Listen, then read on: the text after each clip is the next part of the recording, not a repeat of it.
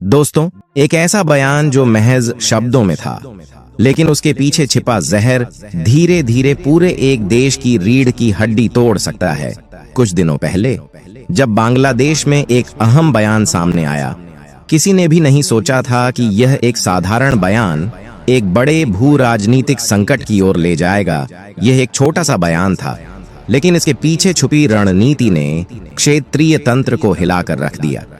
भारत और बांग्लादेश के रिश्ते हमेशा से नाजुक रहे हैं, लेकिन इस बार मामला थोड़ा अलग था। एक सलाहकार के रूप में मोहम्मद यूनुस ने नॉर्थ ईस्ट भारत के बारे में जो बयान दिया, वह किसी साधारण बात से कहीं ज्यादा था। उनका बयान एक सियासी खेल का हिस्सा था, जिसमें कई देशों की खुफिया एजेंसियों ने अपनी नजरें गड़ा रखी थीं। भारत का जवाब एकदम अप्रत्याशित था। किसी ने भी नहीं सोचा था कि यह सामान्य बयान इतने बड़े परिणाम का कारण बनेगा। भारत ने तुरंत एक रणनीतिक फैसला लिया और बांग्लादेश को दी गई ट्रांसशिपमेंट सुविधा को रोक दिया। यह निर्णय अचानक था और इसका प्रभाव सीधा बांग्लादेश की अर्थव्यवस्था पर पड़ा। भारत के द्वारा बांग्लादेश के माल को अपने बंदरगाहों से गुजरने की अनुमति रद्द कर दी गई, जो बांग्लादेश के व्यापारिक ढांचे के लिए एक भयानक झटका था। भारत ने इस कदम के माध्यम से एक महत्वपूर्ण संदेश दिया: हमारे साथ व्यापार या बातचीत तब तक संभव नहीं जब तक आप हमारी संप्रभुता और राजनीतिक संरचना का सम्मान नहीं करते। भारत का यह कदम केवल एक कूटनीतिक चाल नहीं था, बल्कि एक रणनीतिक प्रहार था। ट्रांसशिपमेंट सुविधा बंद करने का मतलब था बांग्लादेश को अपने व्यापारिक साझेदारों को मनाने में एक बड़ी समस्या का सामना करना पड़ेगा। यूरोप और अमेरिका के बाजारों में बांग्लादेश का व्यापार इस सुविधा के जरिए सुरक्षित था। भारत के इस निर्णय ने बांग्लादेश की सबसे बड़ी टेक्सटाइल कंपनियों को संकट में डाल दिया। बांग्लादेश के लाखों श्रमिकों के रोजगार को खतरा था और इसके परिणाम स्वरूप बांग्लादेश सरकार पर भी दबाव बढ़ने लगा। भारत का यह कदम केवल व्यापारिक नुकसानों तक सीमित नहीं था, इसके पीछे छुपी थी एक गहरी रणनीति। भारत ने बांग्लादेश को एक चुपके से संदेश दिया: अब दुनिया में हर चीज का एक मूल्य है और वह मूल्य आपके सम्मान और नीति से जुड़ा हुआ है। जब बांग्लादेश ने भारतीय संप्रभुता के प्रति असम्मान दिखाया, तो भारत ने उसे अपनी सीमा पार करने की अनुमति नहीं दी। इस फैसले से बांग्लादेश सरकार अंदर से डगमगाई। सिर्फ यह एक व्यापारिक लड़ाई नहीं थी, बल्कि यह एक खुफिया तंत्र और बाहरी दबाव का भी परिणाम था। कई खुफिया सूत्र बताते हैं कि बांग्लादेश की सरकार के कुछ सदस्य तुर्की और चीन जैसे देशों से प्रभावित थे, जो बांग्लादेश को भारत के खिलाफ खड़ा करने की कोशिश कर रहे थे। लेकिन भारत ने इसे जल्दी से पहचान लिया और अपनी कूटनीतिक सूझबूझ से जवाब दिया।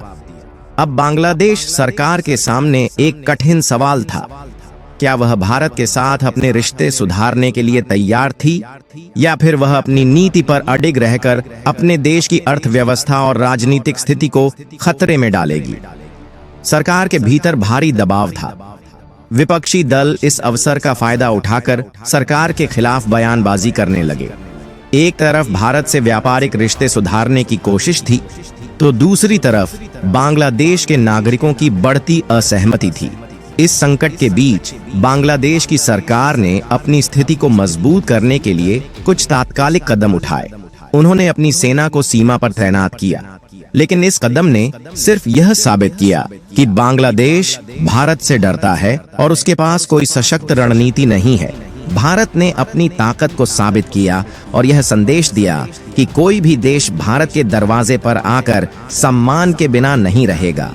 यह कदम न सिर्फ बांग्लादेश के लिए, बल्कि पूरे दक्षिण एशिया के लिए एक चेतावनी था। भारत अब सिर्फ एक ताकतवर सैन्य शक्ति नहीं, बल्कि एक कूटनीतिक और आर्थिक शक्ति के रूप में भी उभरा था बांग्लादेश में। अब इस फैसले के बाद एक नया भू राजनीतिक बदलाव आ गया था। भारत ने बांग्लादेश के भीतर ही सियासी और आर्थिक घमासान की शुरुआत कर दी थी। अब बांग्लादेश को यह समझ में आ गया था कि वह भारत के बिना अपनी आर्थिक और राजनीतिक स्थिति को मजबूत नहीं कर सकता।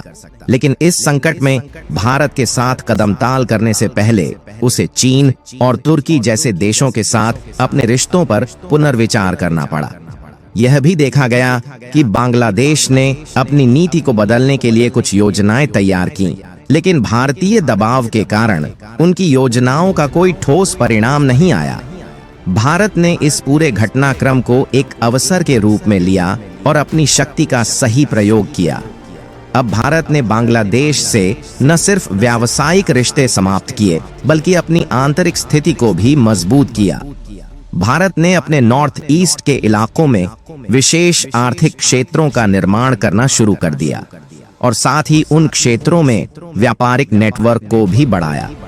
इस पूरी साजिश में सबसे बड़ा ट्विस्ट तब आया जब खुफिया रिपोर्ट्स में यह सामने आया कि बांग्लादेश की अंतरिम सरकार के कुछ सदस्य तुर्की और चीन से प्रभावित थे। ये वही देश थे जिन्होंने भारत के खिलाफ बांग्लादेश को भड़काने की कोशिश की थी। यह एक नई कड़ी थी जो दिखाती थी कि भारत के खिलाफ विदेशी शक्तियां मिलकर काम कर रही थीं। भारत ने इस तथ्य को समझते हुए अपनी नीति को और अधिक चतुराई से तैयार किया।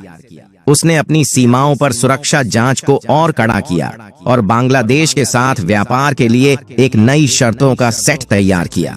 यह शर्तें सिर्फ व्यावसायिक नहीं बल्कि राजनीतिक भी थीं। भारत ने यह सुनिश्चित किया कि अगर बांग्लादेश को भारत से लाभ चाहिए तो उसे अपनी नीति में बदलाव करना होगा। यह घटनाक्रम केवल बांग्लादेश के लिए ही नहीं बल्कि भारत के लिए भी एक बड़ा संकेत था। भारत ने दिखा दिया कि उसकी कूटनीति में केवल शक्ति का प्रयोग ही नहीं बल्कि धैर्य और दूरदृष्टि का भी महत्व है। भारत ने अब एक और मोर्चा खोल दिया था। वह बांग्लादेश को एक ऐसा विकल्प दे रहा था जिसे अपनाने के बाद बांग्लादेश को अपनी भविष्य की राह तय करने में कोई कठिनाई न हो। अब बांग्लादेश के सामने चुनौतियां केवल व्यापारिक नहीं बल्कि भू राजनीतिक भी थीं। यह एक तरह का मानसिक खेल था जिसमें भारत ने बांग्लादेश को हर मोर्चे पर मात दी थी। अब बांग्लादेश को यह समझने की जरूरत थी कि अपने फैसलों के परिणाम केवल उसे ही नहीं बल्कि पूरे दक्षिण एशिया को प्रभावित करेंगे।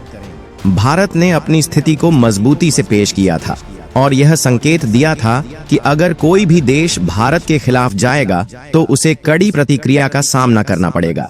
आखिरकार यह घटनाक्रम एक ऐसा मोड़ था जो भविष्य में दक्षिण एशिया की कूटनीति को पूरी तरह से बदल कर रख सकता है।